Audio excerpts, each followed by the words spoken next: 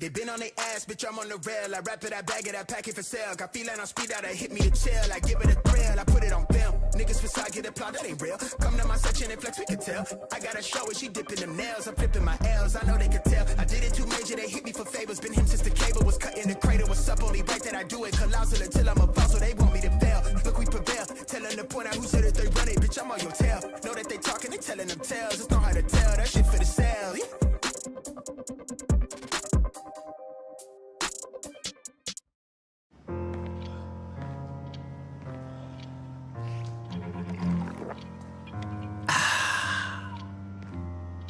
Honestly, I know it's hard to believe, but you have to trust me. It's got maximum taste and zero sugar. Stop playing games, wooden boy. No, I'm a real boy. Pepsi Max. Maximum taste, zero sugar. Try and believe. What do you see here? Maybe history, or maybe it's the future. Amarti mi consola. Amami ancora. Fallo dolcemente.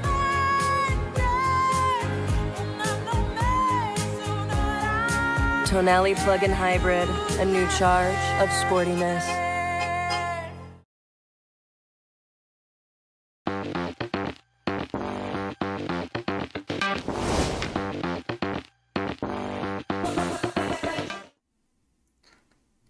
Good evening, ladies and gentlemen, and welcome to the Ultimate Masters Team Racing Championship here at Velocity. My name is, of course, Michael Edwards, going to be taking you through the action, and joined alongside with me is Mr. Taylor Gordon. How are you doing, Taylor? I'm doing good. Hello, everybody. It's gonna be a good one, isn't it? There's a lot of names I don't know of. A few I have in fact done before, but I'm looking forward to the first race of the season, Mike. It's always good to kick off a new season, isn't it? Yeah, absolutely. And of course, with the new season, it does mean that we are racing at round number 1 here at Austria. And what a track is the Austrian circuit. Obviously, it is the second shortest on the calendar, but in terms of lap time, I believe it is the actual shortest in terms of lap time. And we're going to see a lot of close driving. The DRS trains are going to be apparent. But let's have a look and see who is in what car this week. So let's go ahead and let's have a look at the teams in their cars at the moment. So there you go. On screen right now, we see that OP will be driving the Scuderia Ferrari. CPI will be driving the Aston Martin F1 team car. And of course, ET8 will be in the Mercedes AMG Petronas F1 team. XE Sports in the McLaren F1 team. GL in the Red Bull Racing car, and of course in the sister car, the Alpha Tauri, is of course GT10. WOR in the Alfa Romeo, as IRT are in the Haas F1 car. The Williams Racing car will be driven by the NLR team, and of course TFR will be driving in the Alpines. And of course, coming into tonight, of course, based off of qualifying, we did see OP top the times in terms of qualifying, and definitely a team to look out for this season. Oh yeah, absolutely. It's when you got certain teams that are coming off such a high, right? Qualifying for this is usually a quite a feisty affair. You see some guys putting up times, and obviously you have to rely on your teammates a lot. It's not just a one-man team. These races will eventually turn into a one-man shining. And yeah, when you get through you get into that kind of rhythm, you get on a high, and you go into this race, they should have a lot of confidence, OP. They should have a ton of confidence when you think about it, getting through these races. And they have to capitalize on that confidence as much as they physically can, Mike. Yeah, absolutely. And of course, they are going to be riding high after topping the times in qualifying. let's have a look at the point system here tonight as we get it up on screen for you right now. So for first place, it is a 30 points. Second place, 25 points. Third place is 20 points. 17 points for fourth. 15 points for fifth. 14 all the way down then to 19th place, which gets one singular point. There's, of course, a point for pole position and, of course, a fastest lap as well. So a grand total of 57 points up for grabs in the championship altogether. And honestly, when the points are like that and there is a possibility of grabbing 57 points at the jump, at that point, I mean, if you're OP, that's got to be the target, surely. Like, after topping the qualifying times, 57 points has got to be the target immediately for the team. I mean, you could look into this, right? And OP will obviously have done that coming into this race. They're on top. They finished top at qualifying.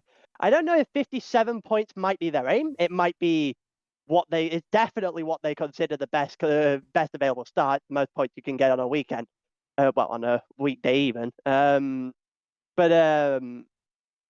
you can't really go in expecting a 1-2 because when it comes to league racing, a lot can happen, especially on Austria, where it's a tight track.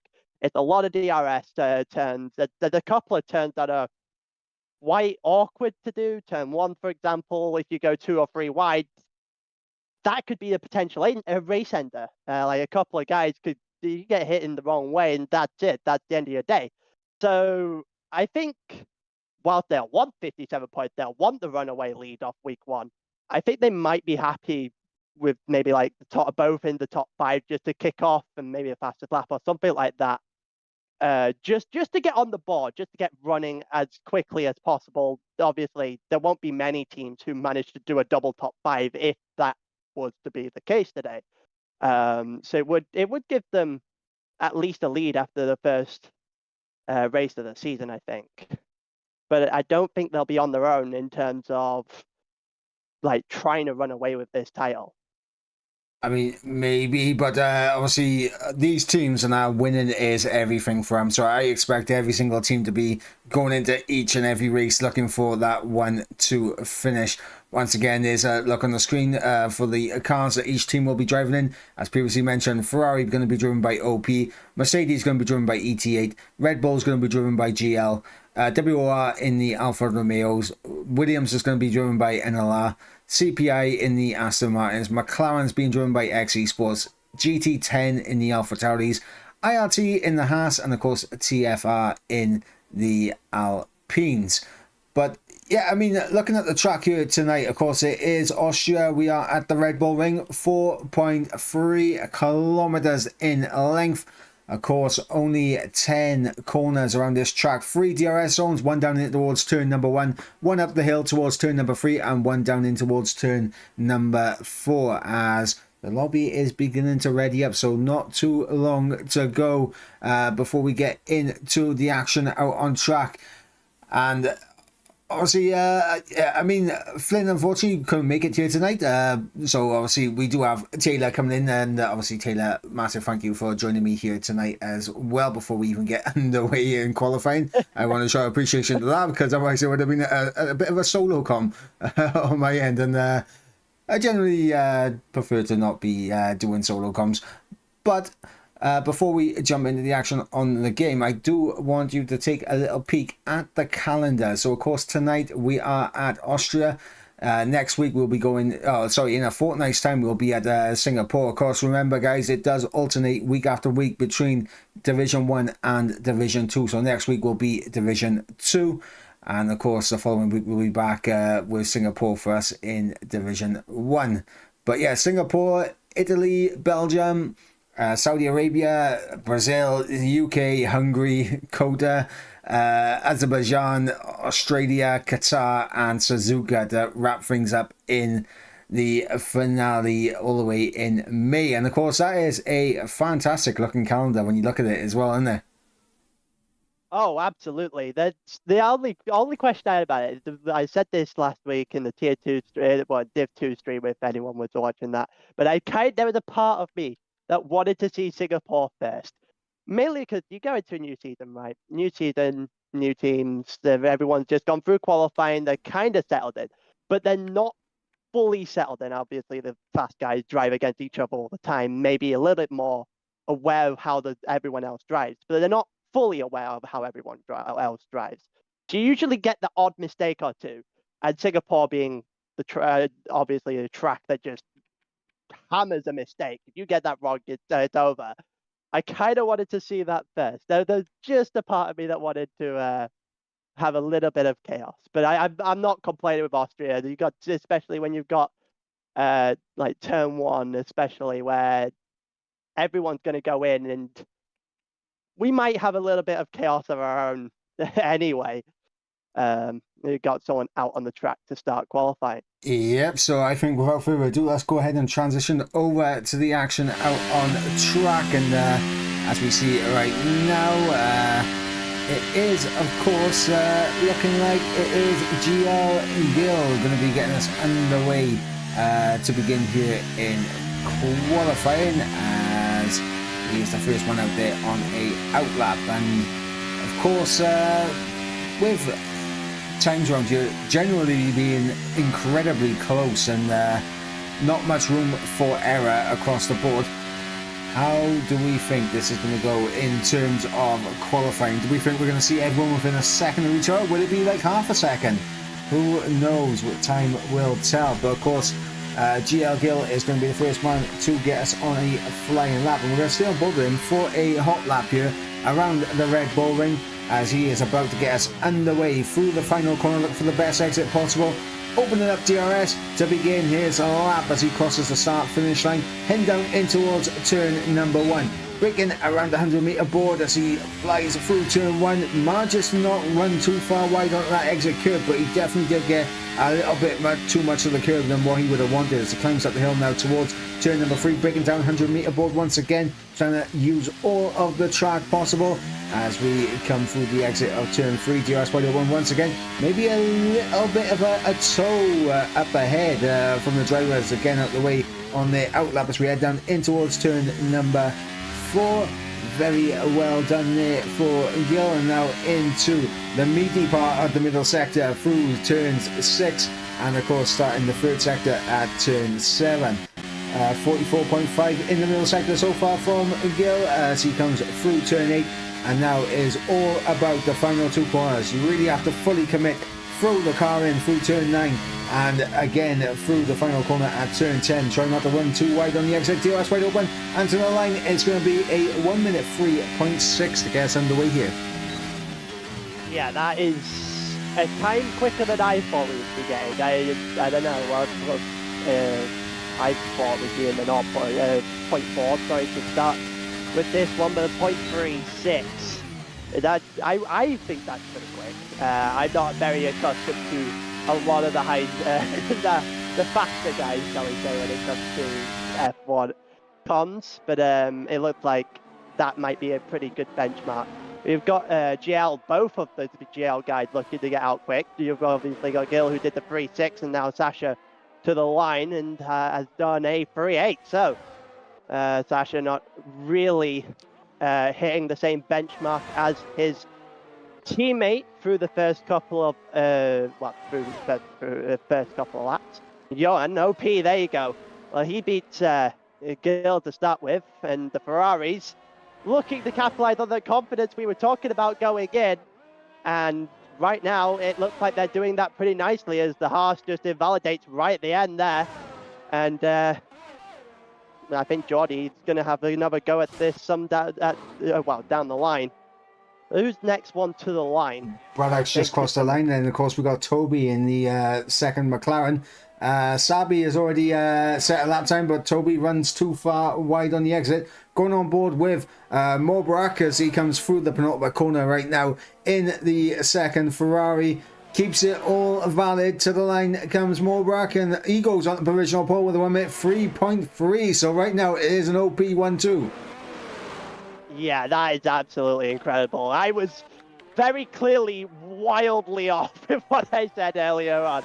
I came in thinking it'd be a 0.4, and we're going to hit 0.2s by the end of this. No doubt about that. whatsoever. Obviously, there's a few guys that I know of, and one of the guys that I want to point out that I know of anyway, that is extremely quick from what I know of. Gatkowski, who's just come around the final corner now. Let's see what he's able to put up. He's got himself a 103.888, and that's only a number 10, so that really shows the kind of competition that we have here in the first division here. Yeah. Yeah, it's a lot quicker than I thought. Yeah, absolutely. And of course, when the times are this tight and that every little millisecond that you can find out on track is so crucial and so important. Oh yeah, you're looking, people like Keke right now who's going through the final couple of corners had to back off the prior lap because they only did a 112. Obviously, that wouldn't be cutting it at this point. He followed it up with a 103.56, and that jumps the Williams, the NLR driver, all the way up into third. And at this point, is anyone actually going to be able to catch OP in that Ferrari, Mike? What's your opinion on that? I mean, OP at the moment are living up to their name because their time so far have been very OP in terms of this lobby. But I mean, there's definitely going to be some drivers, some contenders for them here tonight. And hopefully everything will be very clean and nicely handled out on track as well, because the last thing we want is any incidents in the opening race. We want it to remain nice and clean. Oh yeah, from a commentator's point, we want it to be clean but good racing. But at the same time, we wouldn't be too sad if there were a little bit of controversy, maybe a little bit of something to spark the race for us. But I've obviously seen things like TSGL, if anyone's been watching like Twitter and everything, all the incidents going on there. There's some very questionable driving from some people at some point, so I more than assume that we're not going to get everyone over the line.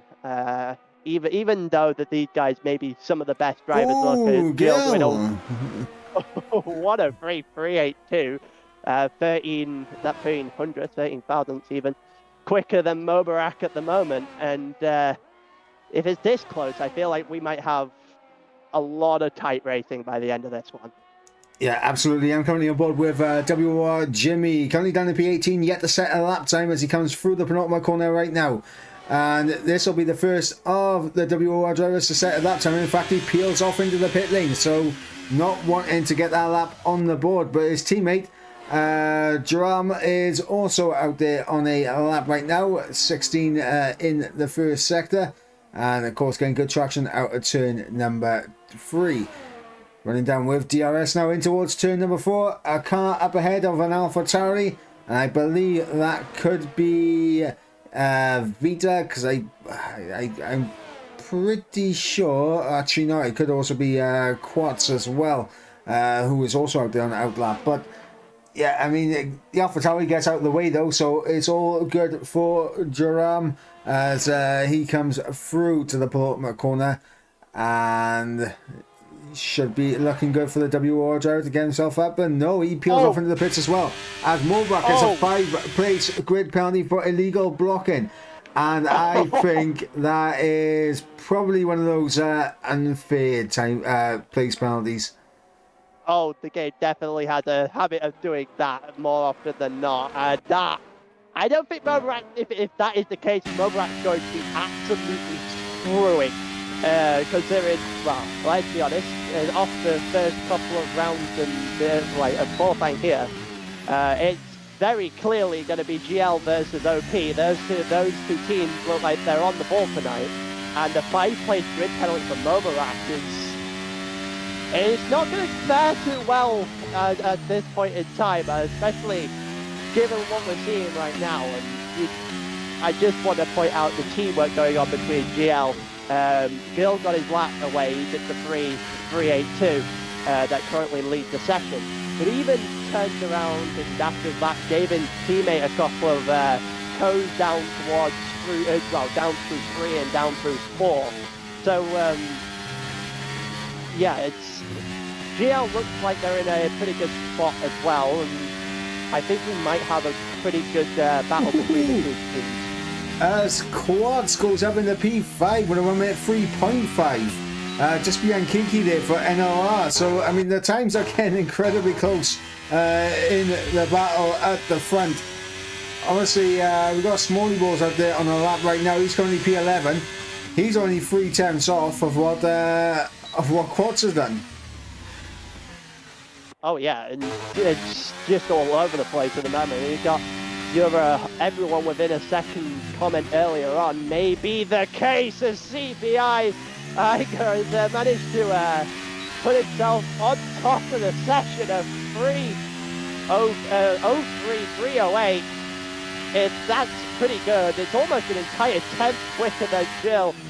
And obviously Mobaras just shy in within that tenth as well. He's obviously got his 5-point grid penalty before he puts up a 103.1. And that's the new bar for this session. I would be incredibly shocked that within 6 minutes and at least one more shot for every single driver left on this grid that we do not hit a 2 by the end of this qualifying session. Honestly, the times are coming in and they are falling down right now. I was just on board with Braddock's. Obviously, coming from the middle sector then, he was a 10th up in the middle sector, but did look a little bit unsighted with the car ahead of him. Of course, that I believe is the Alpine of Isamo coming through to begin. Oh, actually, he's just come through to end his lap, I believe, with that little ERS. But yeah, he got a little bit unsighted there, did Braddock's, and of course aborted his lap and he was up on it. So Braddock's potentially could sneak his way up ahead the likes of Quartz and Azim. Oh yeah, and talking about what the hell did the game just do there? I think it just like someone out of the pits onto the home straight, but WI Jimmy just did a 4-4. Ismail, the car that we were talking about, has got Braddock a little bit unsighted. Had a bit of a moment in the finals, the final corner as well. On the exit, the car did not like what he was attempting to do, and ended up being a 4.7. And Alpine obviously qualified the slowest of all the teams to qualify. But I was expecting a bit more than this, a 104.69 and a 104.78. I feel like when we're in these kinds of competitions, you gotta shave at least the second off of that just to even be competitive in this kind of field, don't you think? Yeah, I mean, obviously everyone has their favourite tracks, and as a team, everyone has like their weaker tracks as well. So I like to think that obviously Austria is all about what's called those first couple of corners now. Because obviously turn 1, your lap can either go completely just going through turn 1, or you could absolutely nail it and end up improving by a few tenths by the end. But in terms of lap times that we're seeing so far, obviously we got Mobrak currently on a 1 minute 3.1. He is only marginally ahead of Gil, who did manage to improve on his lap time. He's currently up there at P2 at a 103.2. And then you got Igor on a 103.3, along with Knuth also on a 103.3.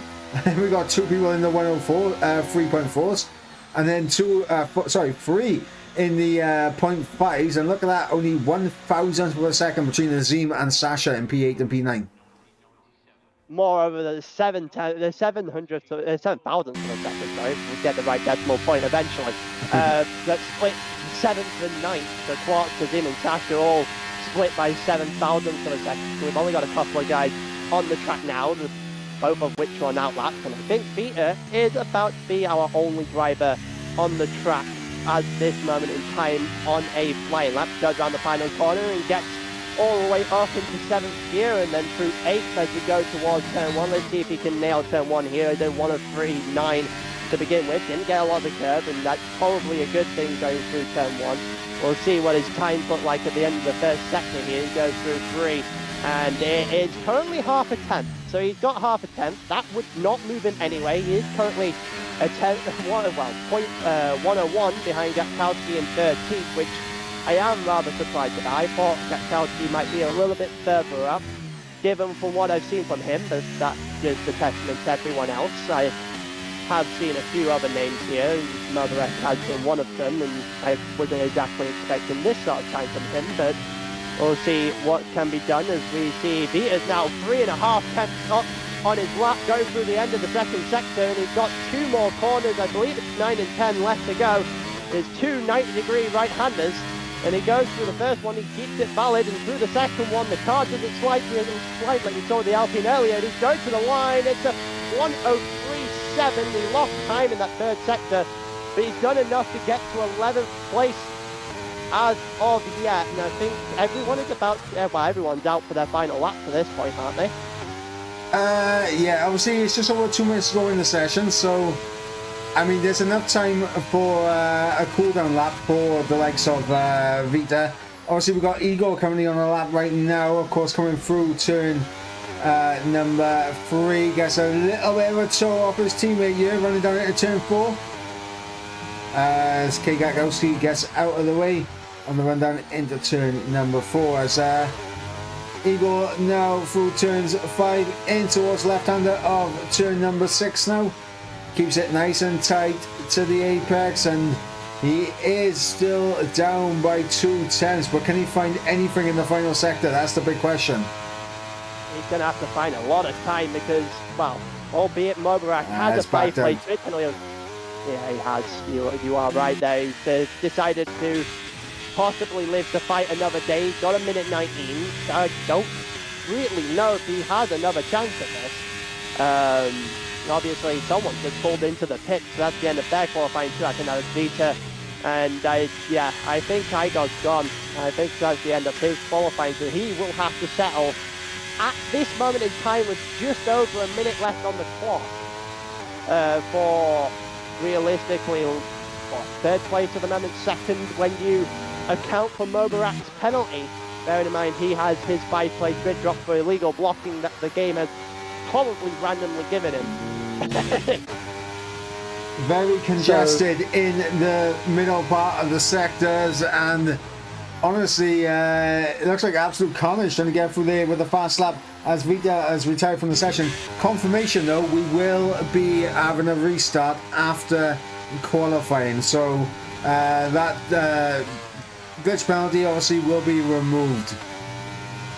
Yeah, that's as we expected. Also, Nuff decided to back out of his lap because of that congestion. We were talking about going down to turn 9, and well, you don't like to see that though, right? Because everyone's going on what might be their final laps, and if you can't really get that final lap because there's 5 guys in front of you not really knowing what they're doing, then that's not exactly fair. Let's see if we can get a little bit of team play here from the Williams. Kate Gatkowski up in the P5, brilliant lap at the end from the Aston Martin as we got Azim coming to the line. Azim improves, goes up in the P8, improves by a 10th. As yeah, absolute it's a parking lot in the final sector right now. It's still a parking lot in the final sector. There's 2 more cars parked up.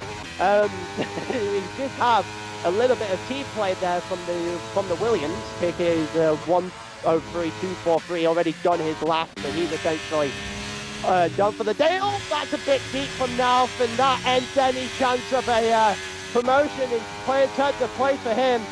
It looks like someone just gone up. I think that might have been Brandon that actually ended up going up. Braddock's with good improvements at the end, and obviously Kay coming into the pits now, and obviously Sabi as well going to be peeling off into the pits, and that is going to bring an end to qualifying. It is OP Marbrook who takes pole position here, and obviously we're looking at the gap from 1st place down to 14th, 7 tenths of a second. Yeah, more the fact that it's what, 4 tenths to the dot pretty much between 1st and 10th, and if you want to even go 1 place higher up than that, 9th is split like less than what, actually it's about 2.5 tenths of a second split in Mobarak in 1st and Azim in 9th, but that just goes to show as to how close we are going to have in terms of actual racing here.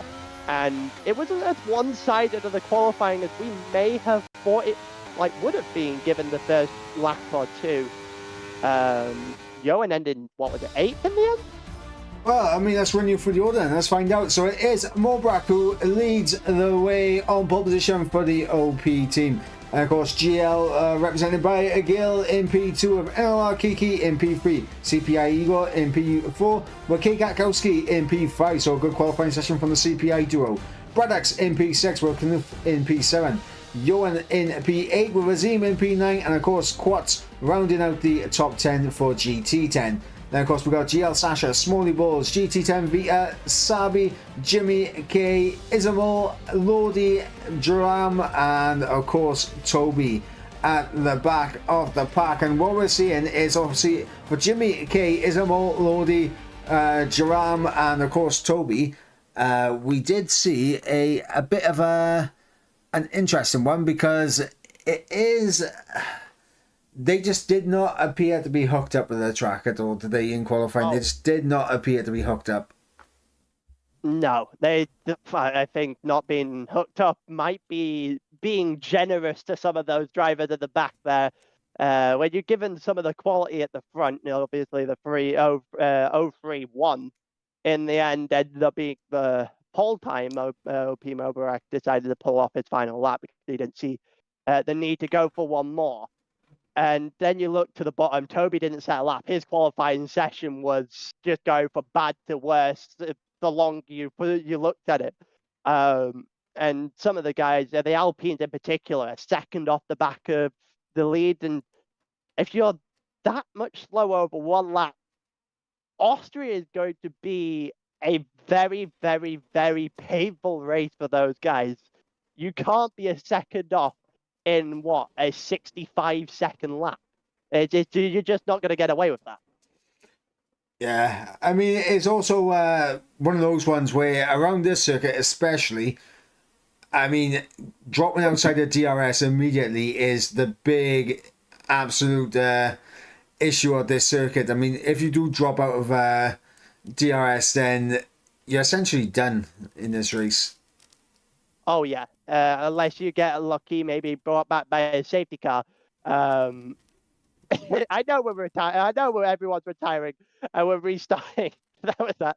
Watching that start, I got a little bit of a kick out of that. Everyone just driving into the side of each other. Let's hope it's not like that in the actual race heading down towards turn one. That might be an absolute nightmare. Well, I can confirm, by the time we got to turn number 3, it was just Smalley Balls that was remaining. So there you go, guys. Smalley Balls wins. Yeah, that's it. We're done. That's it. I mean, Smalley Balls wins the race, obviously. You're the only one to survive 3 corners. No, we're restarting, obviously, because of Mobarak's penalty from the game. And I can only be made to assume that penalty was a unjust penalty in the end, and that would be the reason why we are restarting. It shouldn't be too long, right?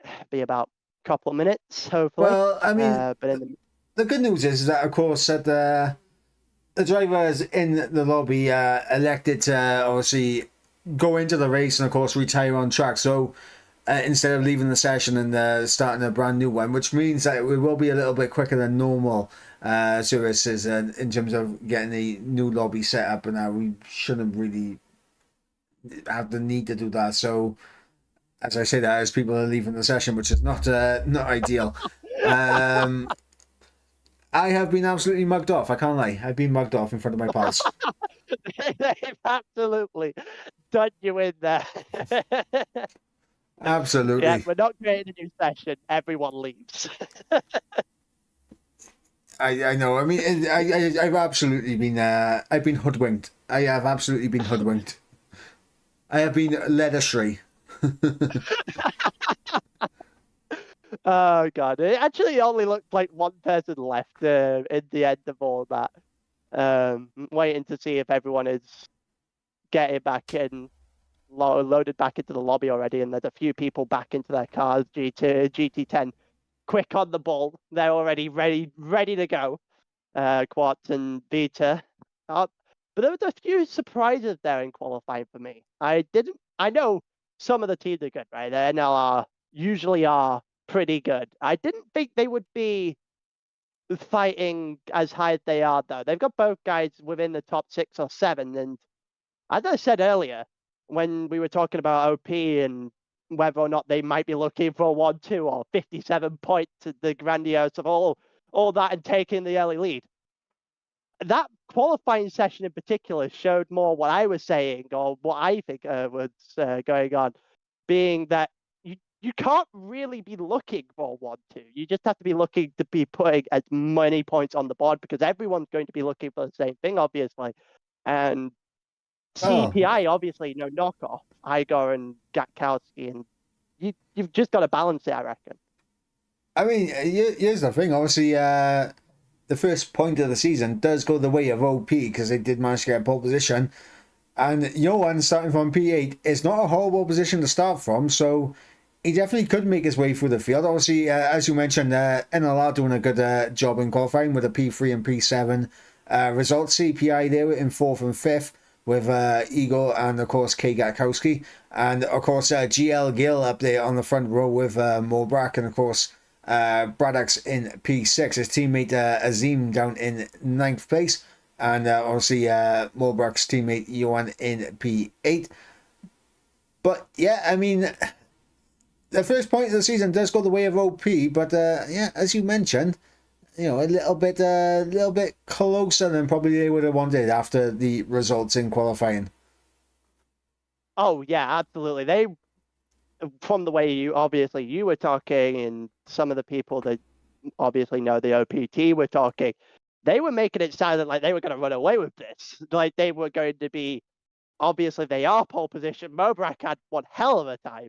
Obviously gets the first point of the season, and we still have 36 laps to go. So obviously, a ton of things can and will happen, and will change the leaderboard as we go along. But it's definitely not what they would have wanted first and 8th. But I don't think they'll be too disappointed at the same time. It's obviously only qualifying.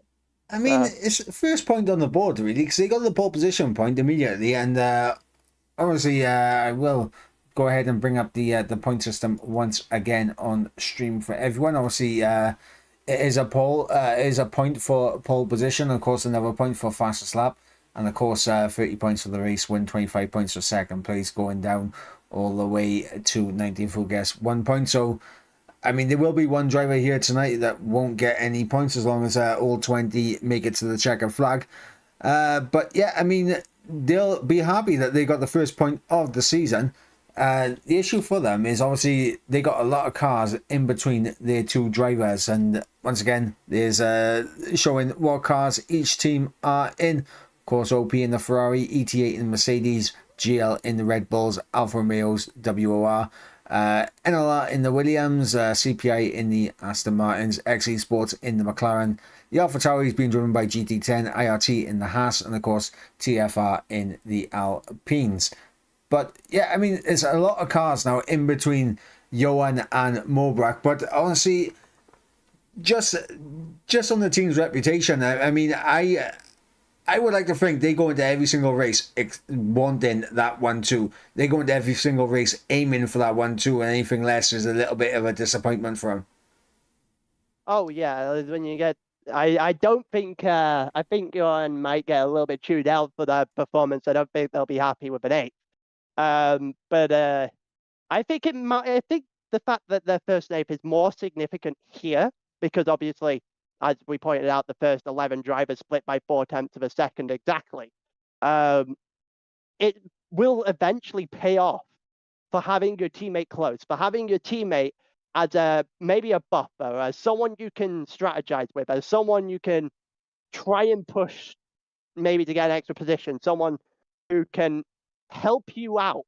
Whereas Mobrak doesn't have this here. He's that 8th position is going to make Johan feel like a mile away when you think of some of the guys in the middle. Whereas CPI, Igor and Gatkowski, 4th and 5th, they're right there. They're right beside each other. So a good start for one or both of those two drivers. And they could be in a position to go, wait a minute, we might actually have a chance of doing something here because they can then play the team game. They could 2v1 Gil, Mobrak. And when you get the chance to maybe 2v1 someone, you're probably going to win that numbers game.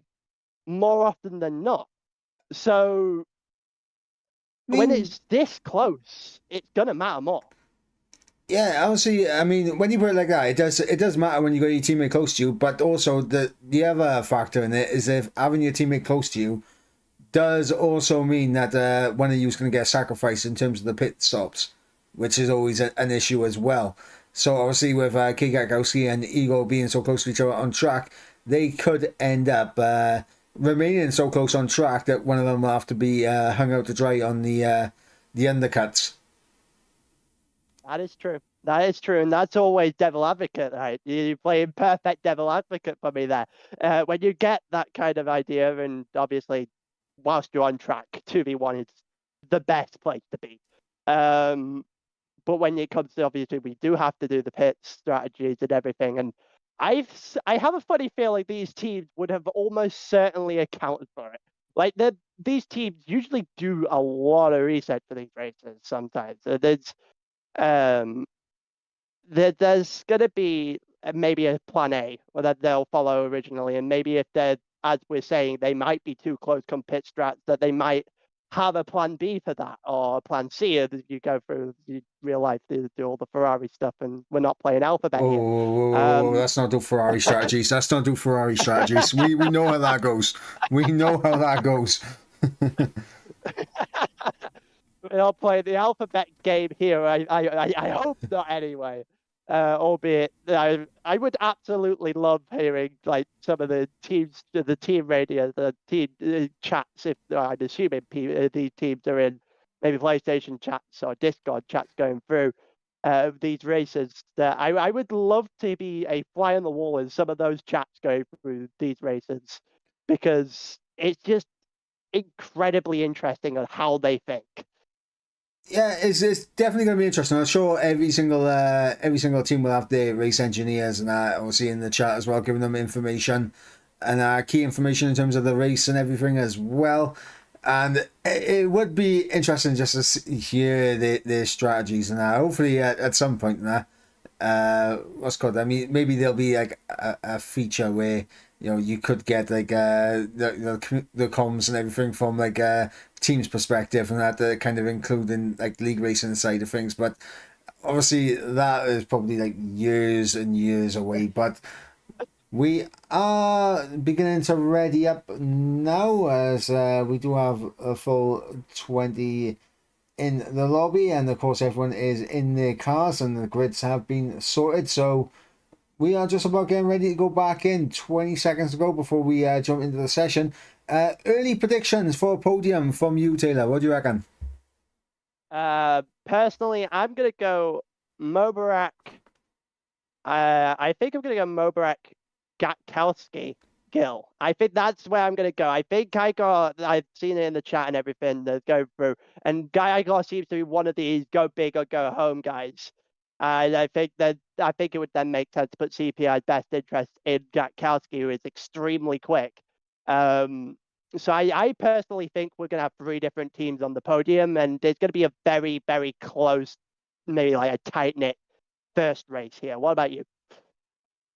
I mean, likewise, I do think Mobrak will pick up the victory here. I do think that we could see Johan make his way through the grid, but I also think that what's called Kikakowski will get himself on the podium. So I'm thinking it's going to be a double OP podium with a Kikakowski there for CPI involved in that as well. But yeah, I mean, it's going to be interesting to see what Gill's race pace is like compared to qualifying. Same with the likes of Kiki, Braddocks, and obviously Knuff as well. And yeah, I mean, just about getting ready to jump into the race now.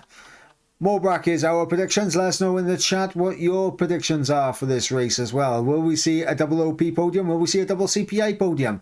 Time will tell. Let us know. And everyone in the lobby, please make sure you remember your setups. That is very important. Yeah, that's fair. I think that would put a dampen on your day if you manage to forget that. That would well and truly be shooting yourself in the foot, I think.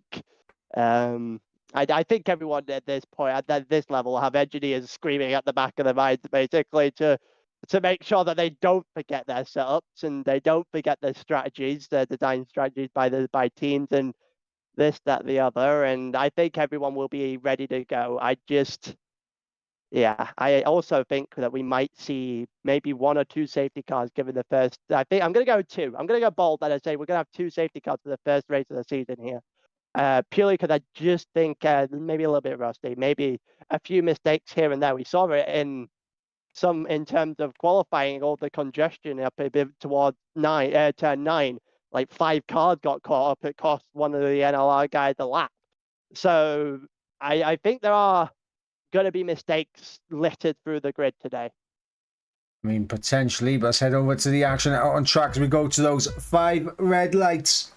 Lights out, and we are underway here in Austria. And Morbach has a very good start, maintains the race leaders. We've got the 2 CPI drivers side by side going into turn 1 as they are wheel to wheel. And look at Knuff trying to get in the mix as well as he is climbing up the order, trying to get himself ahead of Igor. Kigakowski is the lead CPI driver now. Rewind in behind. Sorry. Yeah, that's all over the place. Everyone just kind of squeezing into each other going through the hairpin there, and it didn't take long for Gatkowski to get in front of Igor as we both correctly assessed. And Gatkowski getting a pretty good start in a way. Nalf actually tried it again on Igor there. Igor on the outside did more than enough to hold on. And I feel like everyone is starting to spread themselves out. Oh, that looked like a yellow flag. Someone brought it out and didn't last an awful lot of time. Maybe a Geordie coming off the track at the back there. I'm not entirely sure. But we're going through the end of the first lap here. Mobarak has a lead of about half a second. Gone. Yeah, Vita, the final corner. And Lodi. Yeah, you are right there. Well, I tell you what, I was about to bring up the tyre strategies. Everyone going for a set of hards, apart from Quads on the set of softs, and he's trying to use them to good effect here. Down the inside of Brothers into turn 3, trying to get himself up into P7 here. And of course, we've got Isamo on the set of the mediums. Of course, Joram coming into the pits, going off the set of the hards onto the set of mediums.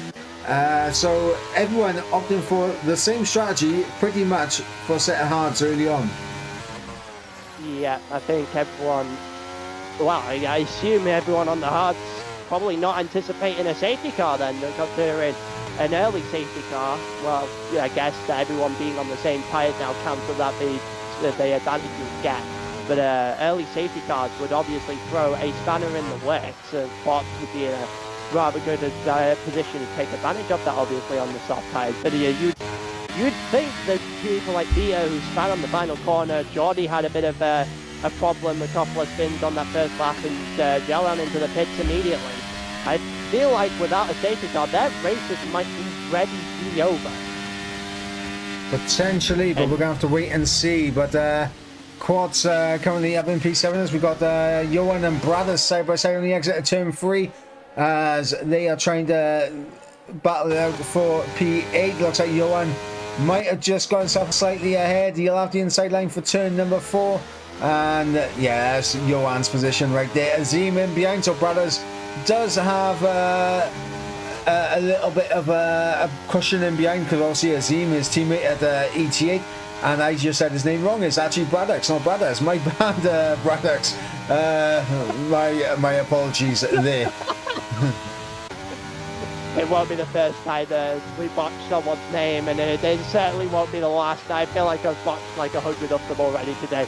But Johan has not got off to a good start whatsoever, by the way. He started 8th, he dropped down through 9th, and managed to obviously get it back on Brandert over as we were watching going through turn 5 earlier on, but on the last lap. But he is not making his way through the grid at all in this race as you first thought he might have.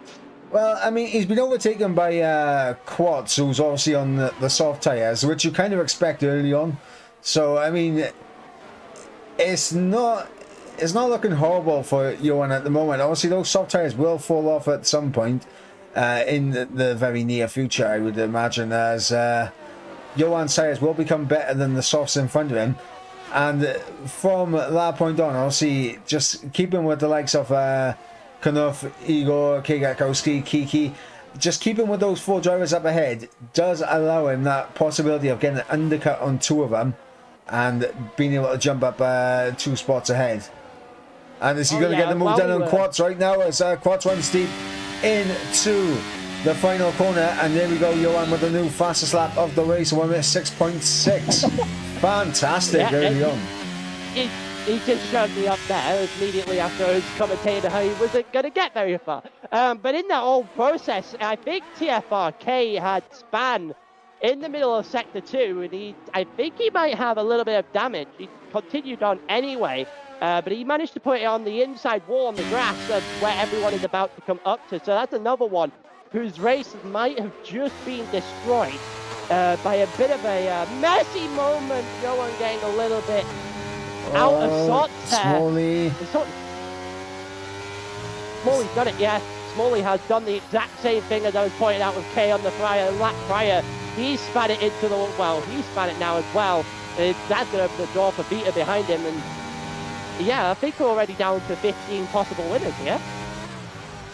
Well, I mean, Sasha outside of DRS on the Zim, so Sasha's gonna have to use a lot of battery to get back within that 1 second window, and Sasha does appear to be using a bit. I'm coming on board with Kwiatkowski right now as we're looking at a potential fight for the race lead beginning to brew between the likes of Gil and Mobrak. And obviously you've got Kiki there as well. Gil goes deep into turn 3 trying to get that overtake done. Switch back there from Mobrak, and back into the race lead goes the OP driver. That is absolutely beautiful from Mobrak. He just sent in front. He sent him with a little dummy there, Mobrak. He got him into the hairpin. He got him to go deep, and he switched it back, and he's managed to get that position back off of Gil. Gil maybe falling for a little bit of the oldest trick in the book, I think, there. Also, Johan getting in front of Knuth through the middle sector, and this is more what you expected from Johan through the start of this race. I don't think Watts is putting up that much of a fight now. If anything, the Mercedes might be lining up and overtake behind him. But yeah, Johan's starting to make his way forward. The TPI drivers have not been able to make as much of much use of that 2-man team right behind each other as I thought they might have been able to at the start of the race. Sasha around at turn 1. The Red Bull has gone around on the exit of turn 1, and of course that has absolutely hindered now Sasha's race. Kay span it in the pit lane. Kay has span it into the pit Battle lane. for race leaders. Gil down the inside into turn 4. Another little switch back there for Mobrak. Going to get back alongside as they come through turn 5 now into turn 6. As he's going to try and hang it all the way around the outside of turn 6. This will be brilliant if he can do so. Into 7 now, still hanging it around the outside, and he'll have the inside now for turn 8. Job done. Oh, contact with Kiki. Kiki off. As now Kwiatkowski down the inside of Gil into the penultimate corner. Job done for the CPI driver on GL Gil. My God, absolute fantastic battling up towards the front. A little bit of contact though for Kiki going into the back of Gil, and that was enough to send Kiki off into the grass on the left, and that's allowed not only Kwiatkowski but also Igor and Johan to get through. Johan now up into P5, and he's back down to P6 as Kiki going to use a bit of battery to get back ahead, and Kiki not wanting to waste any time but trying to get his moves done. Kwiatkowski and Gil side by side still as Mobrak is actually going to try and break the toe on Gil, but in doing so Kwiatkowski could potentially get the run on him as Kwiatkowski goes a little bit deep through turn 4.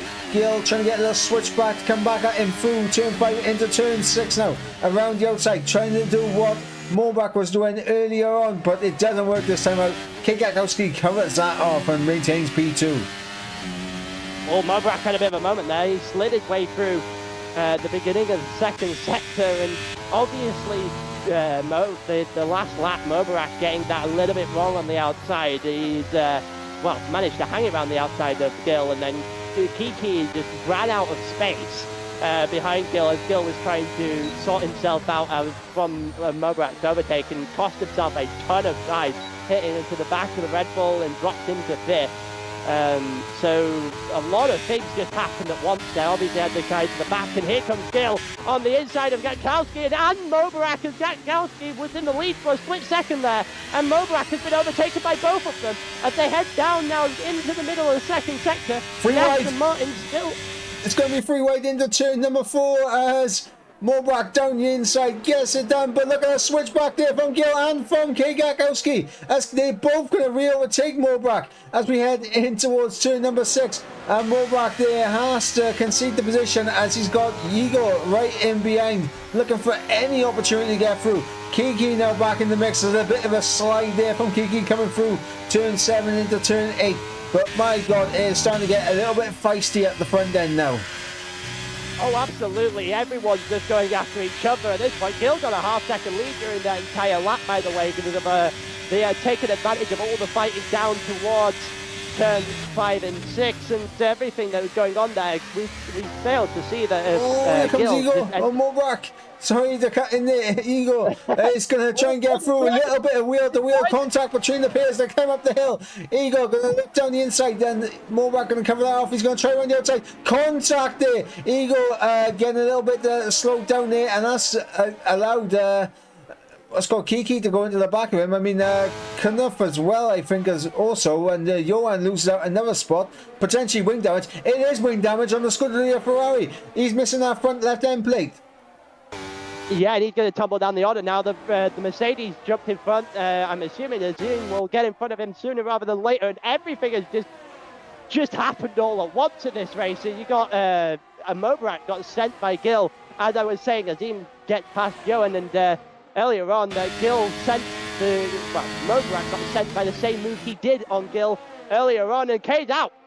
But he is out in the pit, so that is one down. Johan has gone to pit. He has to get rid of that front wing damage, and that might put a huge dent in OP's race for the first. Trying to get a lead of the title after race 1, and that may have just had a dent put in it because Johan had front wing damage, and now he's nowhere. He's all the way right back in 17th after pitting. And that is not good news. Mobrak, obviously, not holding on very well to his position either. Yeah, it might be.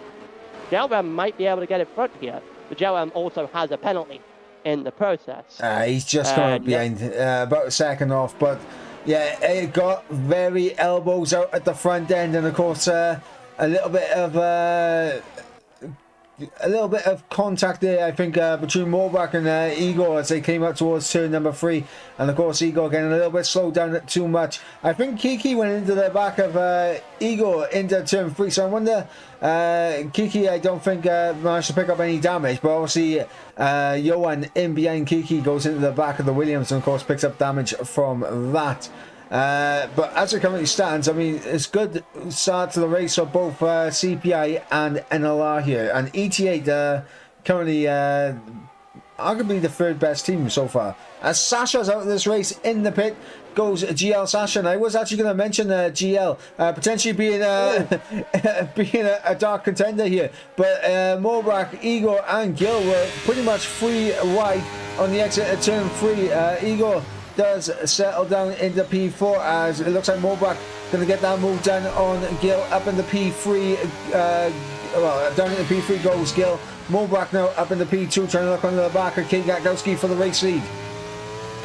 Yeah, and I think Mobrak tried to leave a little something in there on Gatkowski into when he made the overtake on Gil, and it may have been a little bit naughty as he had actually come into contact with that Aston Martin that currently leads the race. And this has gone probably as good as it possibly could have gone. If you are a CPI fan or involved in CPI in any way, this is as good of a first race as you could have had through 13 laps. Oh, Gil goes wide. Gil goes off at turn 1, and that's absolutely hindered him. He rejoins the track, loses it out to Igor, but he could lose out to Kiki as well. Kiki around the outside at turn number 3. She's going to be able to get this done. It looks like Gil's just about going covered off there.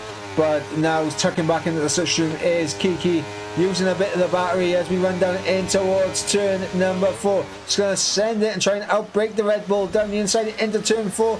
And he will do so, but may get the traction there, but no, it is Gil who holds on the P4. So, I mean, a small mistake coming from the Red Bull driver, the GL driver, and of course loses out a spot there. So right now, it is the complete opposite of what I predicted. I predicted a double OP podium with a CPI driver on. It's currently a CPI double podium with an OP driver on. Yeah, and I'm currently a half a second away from getting the podium right through lap 14 as Gil's fourth for 19 of overtake. I go through the rest of this race, and it seems to be that these guys at the front, we're still in with a 10, actually a 9-car trade here with Sabi on the back. Whereas... Oh, Braddock's going to try and break this NLR Loving in P5 and P6 as Braddock's around the outside at turn 3. Little bit of contact made there as they are on the exit of the corner, but all fair in love and war as the ETA and NLR driver go side by side on the run down in towards turn number 4. Around the outside goes Braddock's, and is he going to be able to get this done? I mean, I think he's got it done. He's around the outside. He's got the run. As Knuff around the outside at turn 6. A little bit of a snap there. And a bit of contact made. Oh, that was a bit risky there. I think the Mercedes, knowing that he was on the inside, might have just tried a little bit too much. Asking a lot of the Williams driver on the outside to not hit him there. And yeah, that's going to cost Brandon a lot of time. He's dropped to the back of this group now. He's now in 9th, and well, the NLR driver survived a little bit longer than maybe you would have thought, and the Mercedes... Back up to the front though, as Morbach down the inside into turn number 3. So you got Igor in the back as well, looking on from Igor's perspective. As Morbach and Kigakowski side by side on the run down in towards turn number 4. The Ferrari does have DRS, and in fact he backs out of it. Oh yeah, and that's probably smart given the fact that he is in a CPI Aston Martin sandwich at this point in time. And this is where my point earlier about you are able to play a 2v1 game here.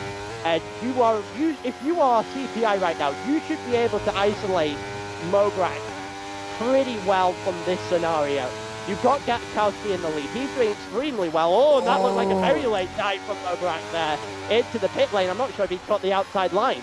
No, he looked fine from where I was looking. It looked fine. It looked like he did jump in Bosco just before the line started. But Igor also follows him in. Isabel is also in as well, so we're going to see the undercut come into play here for Morbach and Igor. And this is what I was saying about one of them being hung out to dry. It is going to be Kigakowski who's going to get left out there. He does have a nice little gap to Gil in behind. Gil under a bit of pressure right now from Kiki and Knuff, the two NLR drivers, and of course Azim, the ETA driver, X-Esports' driver, Sabi there in P6, and of course Braddock's trying to recover after that incident with Knuff coming down in P7. Yeah, and through all that we had Kiki getting in front of Gil. He's up into second now. And that was pretty good down towards turn 4 and turn 5. And you see that these two came together early, obviously, Gil and Kiki. And I think that was Gatkowski. Yes, that is Gatkowski. Heading straight into the pits. Kiki and Gil are very obviously on an alternate strategy compared to the two favourite teams so far. So we are very much looking at a possible race where strategy is going to play more of a part than expected, where everyone's just trying to vie for a little bit of positions. Obviously, the undercut from Igor and Mobrach are going to try. Down the inside of Knuff, and we got Gil in the mix as well. It's getting very close once again at the front end as Knuff does hold on to P3, but does have that time penalty as Azim trying to get some moves done as well. These drivers have stayed out on their tyres. They haven't made their pit stop yet. Igor is the lead car out of those that have made a pit stop, apart from Quartz, who's out of sync with, well, actually, to be fair, I mean, he did go soft medium, and his tyres are 3 laps older than the likes of Morbrook and Igor, so I mean, it's Quartz in the net race lead right now.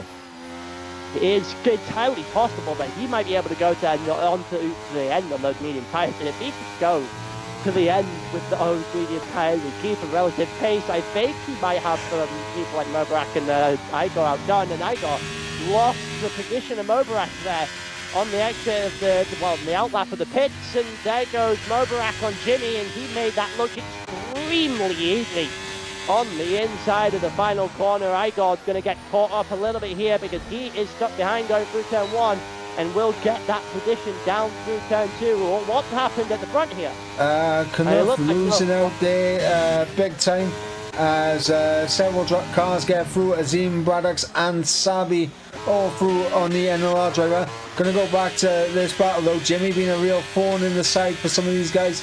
Johan was closing in on these guys up ahead, but unfortunately I think he's made a mistake somewhere because he's now 2 seconds off the back. Well, to be fair, he is also on 7 lap old medium tyres after being forced to pit off of the broken front wing earlier in the race, with the result of Kiki and Igor and co getting into it at the front. They've rebounded off each other straight into the back, straight to the front rather, of Johan, who's rated in serious danger now. Yeah, you've got Mobarak also in.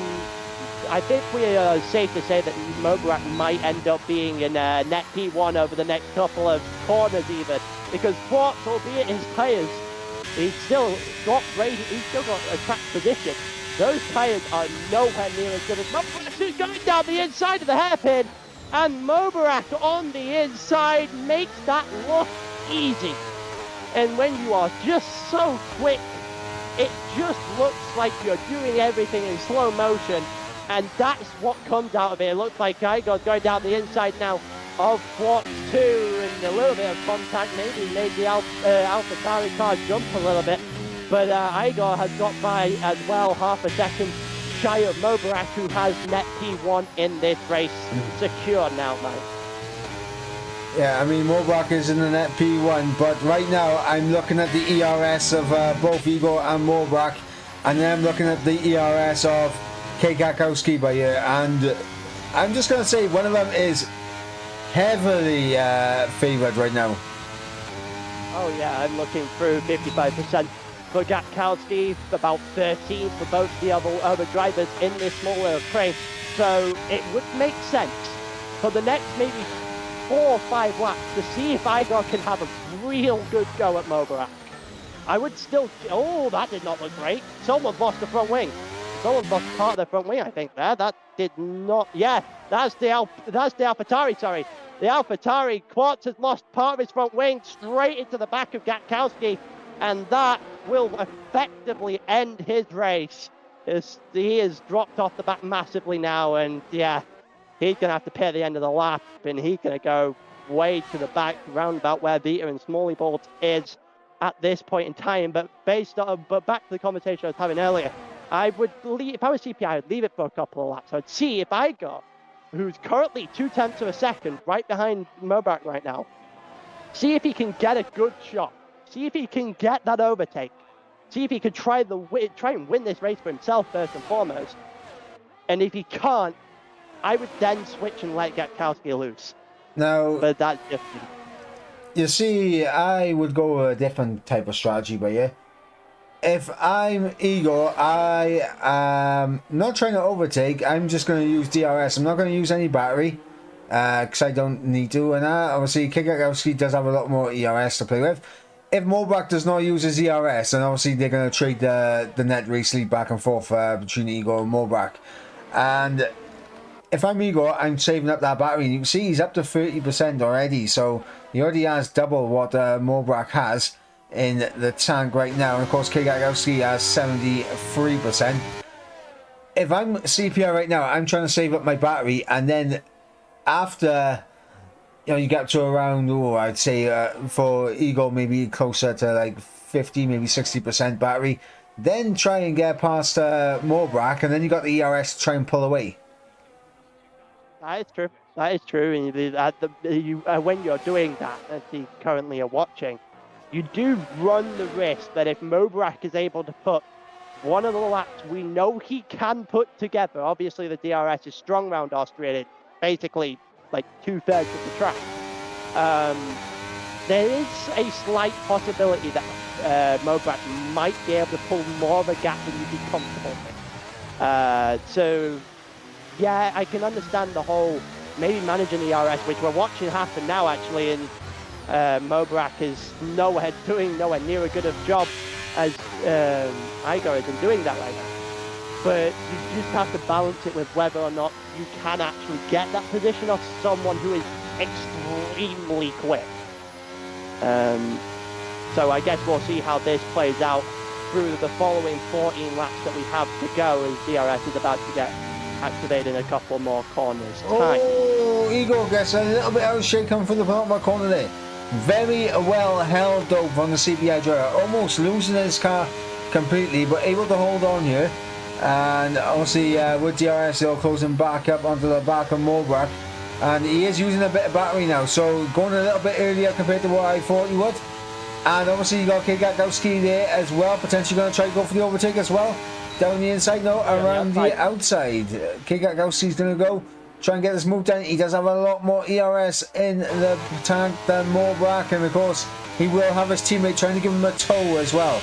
As It's very successfully down into turn 4, and Gatkowski is through. He is through on Mobrak, and now Mobrak has the almost impossible challenge here of 1v2 CPI, whether in the position of an advantage. It's 1-2 right now for CPI, obviously. And honestly, with the idea that they've got right now, one's got all the RS, one's got very limited amount of ERS.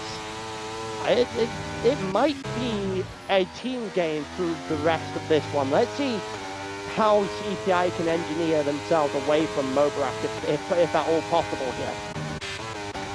Well, we just see a change for the race lead as Knuff gets through ahead of Gill. Neither driver have made a pit stop yet in this race. Lap 24 of 36. We're 2/3 into this race. We got Igor and Kigakowski, of course, going to be trying to trade that little lead back and forth now, as Kigakowski takes a hold of P3 and effectively in the net race lead. 2.7, 2.6 off the back of Gill up ahead, and they are rapidly closing on the front too. Azim on the back of Kiki for P6. Obviously, these two are in a bit of a no man's land right now. They're battling with just each other.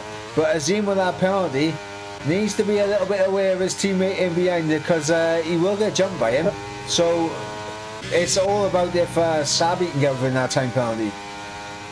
Yeah, and Toby had seemed to have saved his race a little bit here from the start, from his poor qualifying, but he span it on the exit of 5, and well, if you spin it, we've seen a couple of guys. We saw Vita do it. We saw, I think it was Jordy do it as well. I think Smalley did it at one point. And that corner seems to be proving lethal right now, and he's dropped all the way back as we saw another switch for the race lead here. Gatkowski and Igor going back and forth, and Mobrak is still right on the back of these two. Maybe looking to force up the gear. Oh, I thought he was going to get boxed in at all. I thought he was going to get boxed in there by the two CPI drivers, but no, able to find the space and get that move done, and he's back into the net race lead again. The issue is for him though is there's absolutely nothing to stop the CPI drivers from just doing the same strategy again, save out a bit of battery and then re-overtake. Oh yeah, Mobrak has just used everything he had left just to get back in front. And I think CPI, they must have, to a degree, obviously, maybe it's strategical just to let him go, because that, obviously, we were thinking he was about to get boxed in, and they didn't even attempt to box him in. Like, there was not an attempt there at all. It was more like, it wasn't even the case of threading through a needle. It was just Mobrak picked his spot and picked it well, and CPI just either strategically let him through to a degree or just completely failed to react. We'll wait and see which one it obviously is as we go through on lap 26 now, and with also nothing still. planning to go on soft. I don't understand why. That's the only reason they'd be staying out so long. And now they have this trailing pack. So Mobarak, Igor, and Gatkowski right on the back of them. So strategy's probably not worked out for NLR or GL today. Mike? Well, I'm interested to know if there's going to be any rain in this race, because that's been overcast for the entire thing, and I can't imagine any reason to stick it out on the hards for this long unless there's going to be rain, and that would of course also add a little inkling of why we saw a little bit earlier pit stops compared to normal. That is true. That is true. There's always the possibility of rain. But if it's going to come now, what? It's going to impact maybe 5 laps of the race, maybe 4, maybe a little bit more if it's a very heavy rain. And Knuth getting overtaken by Gil on the inside there as Mobarak is looking to try and put a buffer between him and CPI. Can he do it? Well, he's managed to get in front of one, and he's going to go against his old mate again here from the beginning of the race. And Gil is no match for Mobarak this time. Obviously, the tyres are going to help Mobarak through, and CPI have to get through. They have to get through quickly now because Mobarak's going to open a gap, and this might be the opening that Mobarak needed, and this is what I was talking about earlier. You get that 1 split second where Mobarak is able to get an opportunity, and it's pretty much game over if you give him that chance. And they've more than given him that chance. Mobarak is away. Just about stayed in to DRS did Gil, and that might just about save CPI in the long run, but they have to get a move, and they have to get a move now. Yeah, and here comes Igor. He's using everything to try and get past Gil, and he's going to make that move done as Gatkowski going to try and outbrake and send it completely around the outside. And if he pulls this off, what a late braking maneuver from Gatkowski. That was so bold and brave on the brakes from the CPI driver. Absolutely incredible. And Gil loses out both CPI drivers in one straight. Azim got past Noob in the background of what we were watching, but that was absolutely beautiful from Gatkowski. That was, as much as we'd love to see that kind of thing, it was obviously a desperation move. He knew he had to get by, but to pull that kind of move off with that kind of skill is pretty impressive. Obviously now, the chance that Mobarak had there might have just disappeared. They're now past the traffic. And now CPI have to get the hammer down.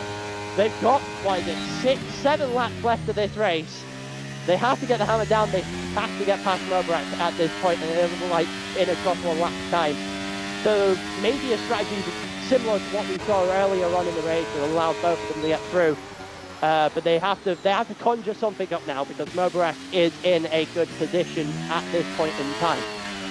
Well, here's another idea that I was floating out there, just thinking off the top of my head. Obviously, because Gil and Knuth are staying out on the hards, to me that indicates that there's going to be rain at the end of this race.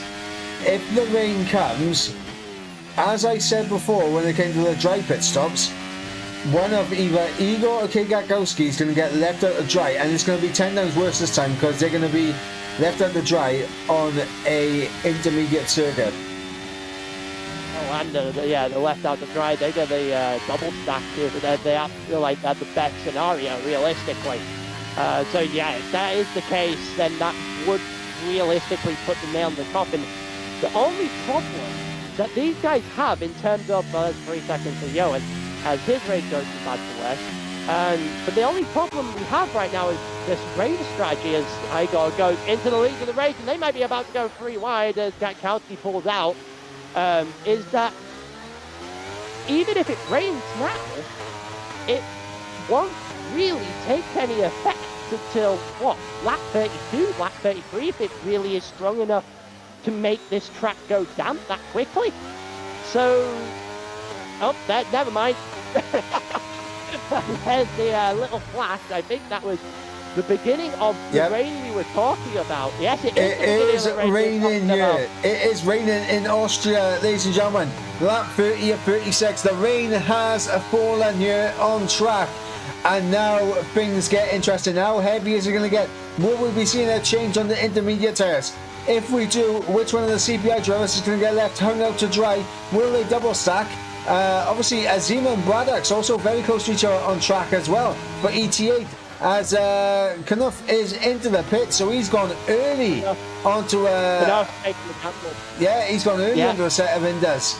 And we'll see whether he's on the money or not as Igor gets through on Morbach down in towards turn number 3. Morbach will try and come back at the CPI driver with DRS on the run down in towards turn number 4. As Morbach now down the inside and should get that position back. Yes, he does. And look at Kiki. Kiki on the back of Kigakowski. And it doesn't look like on lap 31 anyway that this track is going to, we usually see the symbol of all the rain where we can visibly see the little raindrops bouncing off the track, and I think that might actually be happening now. So it's either this lap or the next one that might draw people for an intermediate tyre. It won't be this lap, everyone stays out one more. We might get a very interesting end to this race. If people, this either goes one of two ways. This either gets damp enough and the people who've gone into intermediate early might just snatch something at the end. Or everyone's going to try and brave this out on the tide they're currently on. As we see Igo go down the inside, and now Gatkowski and Mobarak trying to fight it back, and Mobarak gets himself in front going out of turn 3, and Gatkowski is right on the back of Mobarak as Mobarak gets himself the DRS down the straight. How are we looking into turn 4, and it looks like the two CPI drivers are side by side instead of... There goes Igor! Absolute calamity at the end. Igor getting a big snap at the rear, and that's what happens when the track is evolving. It's changing. It's getting damper. The grip that was there on the outside is no longer there. Now Braddock's up in the P3, Kiki in the P4. Will we see anyone diving into the pits this time around? No. Everyone going to stick it out. In fact, no. Igor's in. Well, that makes sense. He has nothing to lose now. He had I'm pretty sure he might have got a little bit of wing damage too in that mistake. I don't know whether it was contact or just a slide, but either way, that was a huge, huge moment. And it helped, well, it hindered the two guys behind him too, but it let Gatkowski through. Now, Gatkowski on 44% compared to Mobarak's 20, 30 now actually. Gatkowski had a chance. We have about 3 laps left, and I think it might be turning into the obvious that these 5 guys out in front are just going to brave this out. Here comes Gatkowski, who doesn't go for the inside of Mobarak. Kind of is, well, you weren't going to get to see it this lap, but sooner rather than later, you have to make a move. Brandes is absolutely all over the back of the Aston Martin right now. Mobarak is, well, he's clear, and he's not got a lot of fighting ahead of him. No fighting at all ahead of him, and a little bit of fighting behind him. Half a second split these two. The real question is the intermediate going to come back to the guys in here comes Braddock's. Braddock's down the inside, gets the move done. Fantastic run for the penultimate corner, gets ahead of Kigakowski. And this is not what the CPI driver needs. He needs to get himself back ahead of Braddock's if he wants any chance of taking victory here. But it seems like the track getting ever wetter on this circuit is leading to a few more mistakes as we're starting to see raindrops now on track. Yep, and we've just hit the try. We have now hit what would be known as the crossover period. It's one of those times. It's now realistically with 3 laps left. Here comes Brandes for the lead of the race. He's got it. He's got it on Mobarak, and well, Gatkowski was struggling with that for the last few laps. Brandes, absolutely no such problem. But the question is now, do you or do you not pit? It's starting to head in the direction of the intermediate tyres. You have to. You have to. It's too wet. It's going to be way too wet to survive on the dry tyres. But these guys are much better drivers than you or I, and they are going to firm it. They are going to stick it out. And my God, they're going to absolutely tiptoe around now. Azim's gone into the pit. But if they do at any point, they're obviously now not coming in. That was the last chance. They have to stay out now. If they come in on the next lap, Gil wins this race. No shout about it. But it's just a case now. I mean, Azim's actually, I think, coming out ahead of Gil. I think you might. You might be right. With actually both headed down the home straight now. Look, on the mini-map, who's going to get through turn 1 quicker? You might be right. Yeah, Azim's going to have it by about a second. So if they did decide to pit there, they would have come out ahead of the likes of Azim and it's called Gil, and obviously Igor that's currently down in P9. So at Igor the same now. time, at the same time, the track is so wet that the intermediate tyres are a substantial amount quicker now. Absolutely. At least look that way. So whilst we're saying they'll come out around those guys, I don't necessarily know if they would come out in front of those guys, but either way, that's the last chance. They're not pitting. This is it. Oh, that did not look great. Maybe a little bit of lag, but that looked a little bit sketchy there from Brandon. But he is in, well, I won't say cruise control on those medium tyres. He's going to be a little bit sway for the last lap, but it's essentially.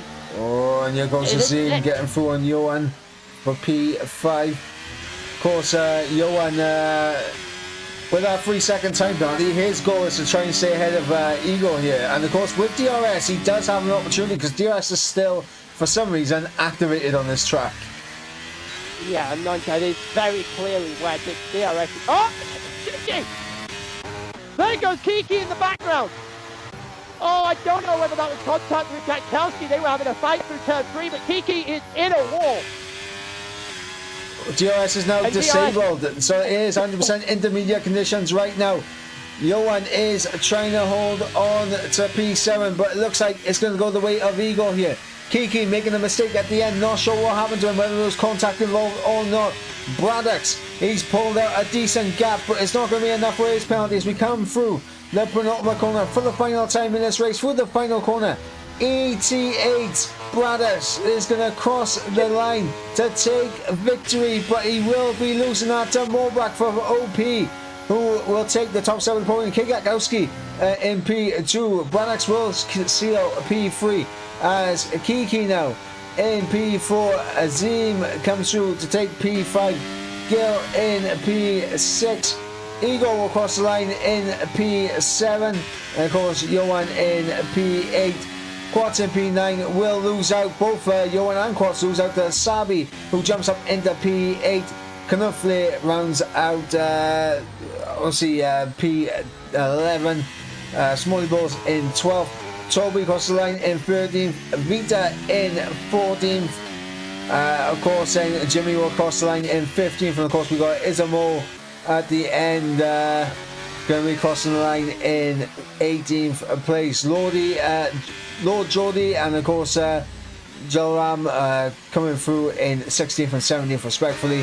And of course Isamo at the end will cross the line in 18th place. 2 DNS here today in K and of course Sasha.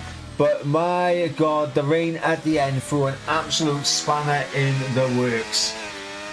You had, yeah, it absolutely did, and they all came down to a question of who did and who didn't pit. I go, unfortunately, the worst case scenario there is spinning and then having to spinning and then going into the pits, which is a bad moment followed by an even worse decision.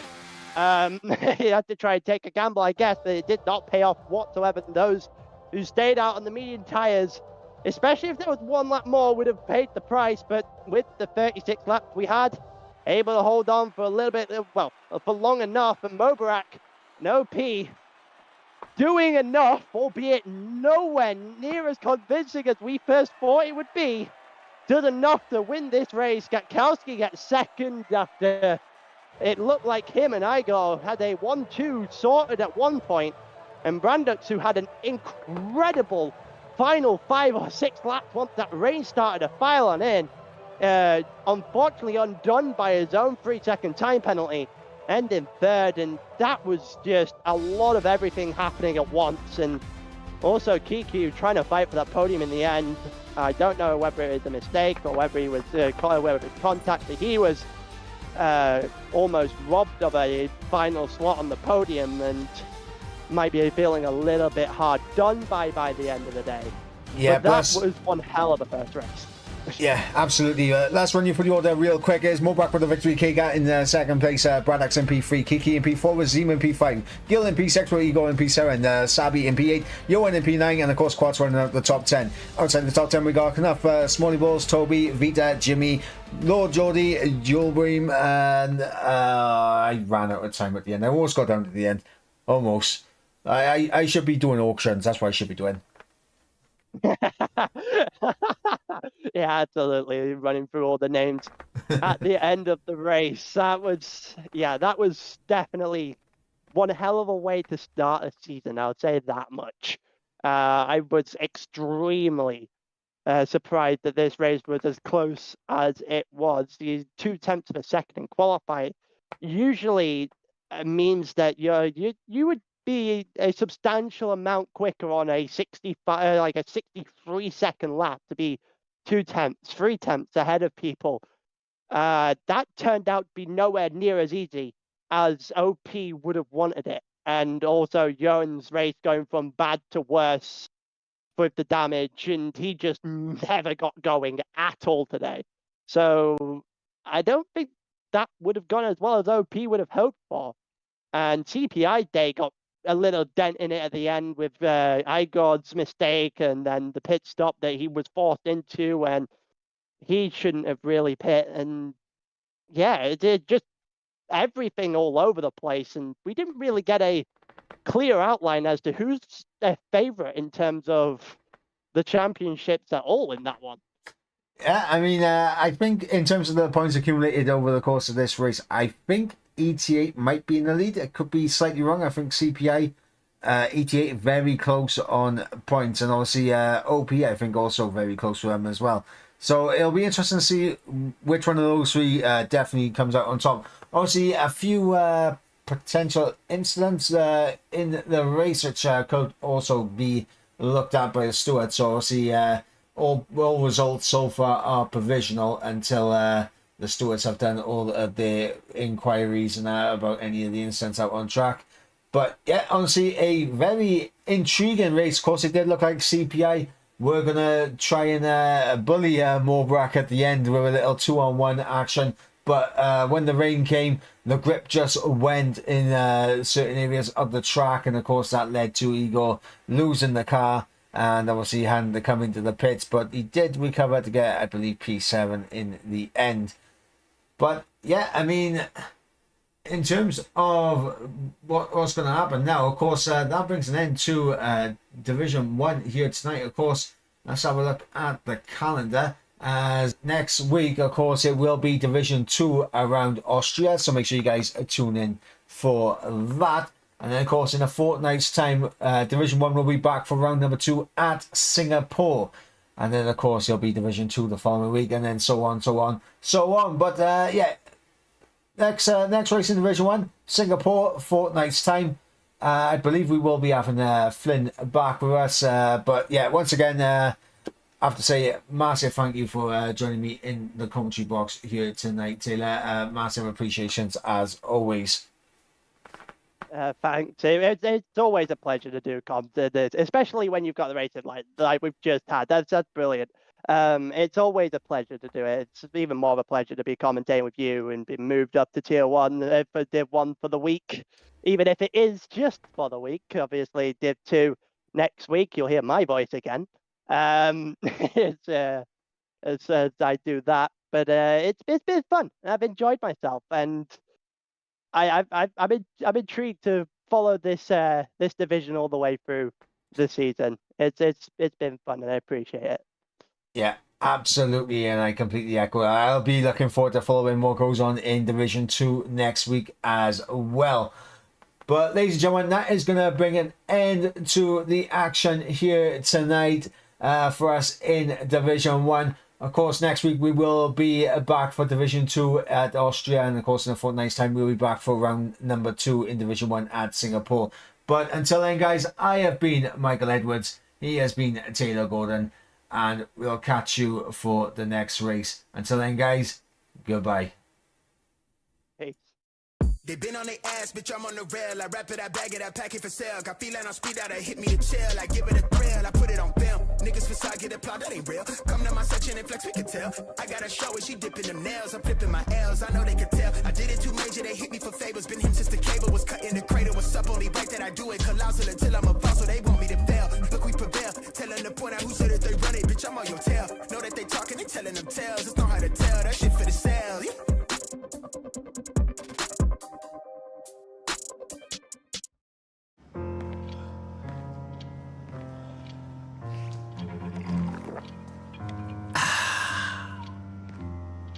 Honestly, I know it's hard to believe, but you have to trust me. It's got maximum taste and zero sugar. Stop playing games, wooden boy. No, I'm a real boy. Pepsi Max. Maximum taste, zero sugar. Try and believe.